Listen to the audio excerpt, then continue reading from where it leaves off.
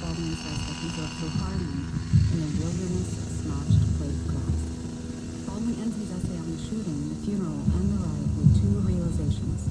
The first, he writes, is that injustice is commonplace. But the second is that we must never accept these injustices as commonplace, but must fight them with all our strength. This fight begins in the heart. The essay and the book of the same title is Notes of a Native Son by James Baldwin. It was recommended by Layla Lalami. Her new novel is called The Moor's Account.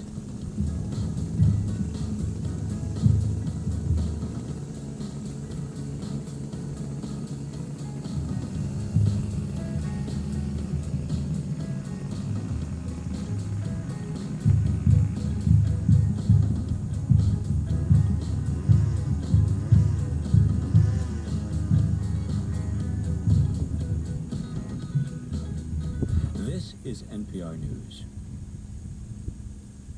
Support for NPR comes from NPR member stations and from Barracuda Networks, working to simplify and solve complex IT problems like email spam and virus intrusions. More at barracuda.com. From Cancer Treatment Centers of America, where nutritional therapy is an integral part of every patient's treatment plan. More at cancercenter.com. From the Robert Wood Johnson Foundation, working to build a culture of health for all Americans. On the web at rwjs.org. And from the Corporation for Public Broadcasting. This is NPR.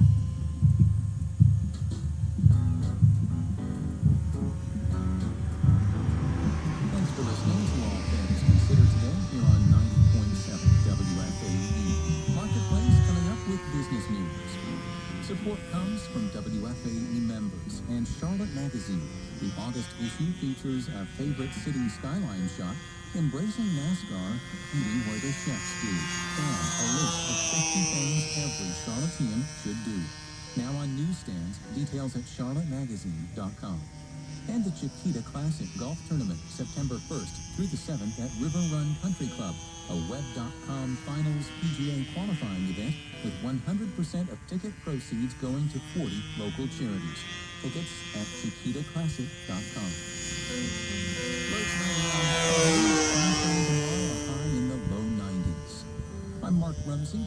Have a good evening.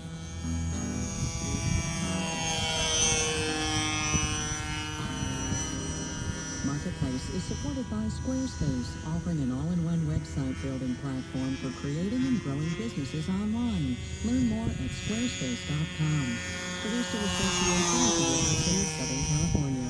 Coming up on the broadcast today, the business of crowd control, preschool in the digital age, and the history of college football. The more things change, you guys, the more they stay the same. From American Public Media, this is Marketplace. Marketplace is supported by Battelle. Every day, the people of Battelle apply science and technology to solving what matters most. More at battelle.org. And by MailChimp. More than 6 million people and businesses around the world use MailChimp to design and send email newsletters. More at MailChimp.com.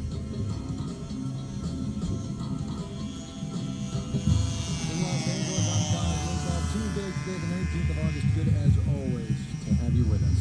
If you do a search for tear gas and Ferguson, you get back, Google says, about 14 million results. Clouds of gas floating over crowds of protesters have become some of the iconic images of what is happening just north of St. Louis this week. Marketplace's Sabri Benishore has the economic side of that story. Police and National Guard units in Ferguson have used tear gas against protesters, vandals, and reporters alike. Non-lethal anti-personnel weapons, these are things designed to incapacitate people without ideally killing them, are a $1.1 billion a year industry worldwide. That includes things like rubber bullets, tasers, and tear gas. Tear gas is possibly the second most important element after tasers. Michael Emery is defense editor at Vision Gain Global. Tear gas, he says, is the cheapest option per person for dispersing crowds without causing as many casualties as rubber bullets or water hoses, both of which have killed or maimed people. The US is by far the largest market for non-lethal systems, and due to that, there's a concentration of the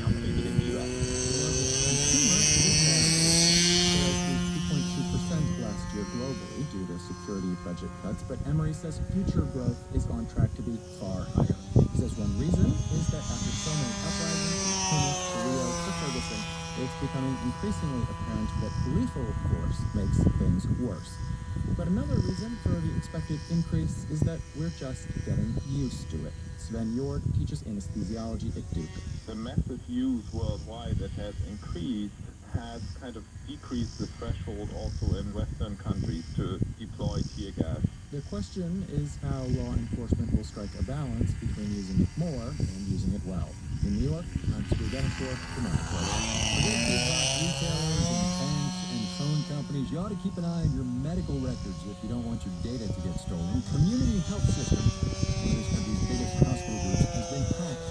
Chinese hackers are said to have stolen some 4.5 million health records from patients' social security numbers to birth dates and addresses. A whole smash. Cybersecurity experts also say that we should expect more attacks just like it. Marketplace's Queen Kim has that story. Healthcare providers have been digitizing our records to make everything from treating patients to filing for insurance more efficient. But in the rush towards efficiency, cybersecurity has gotten lost. Stephen Cobb is a security researcher at ESET.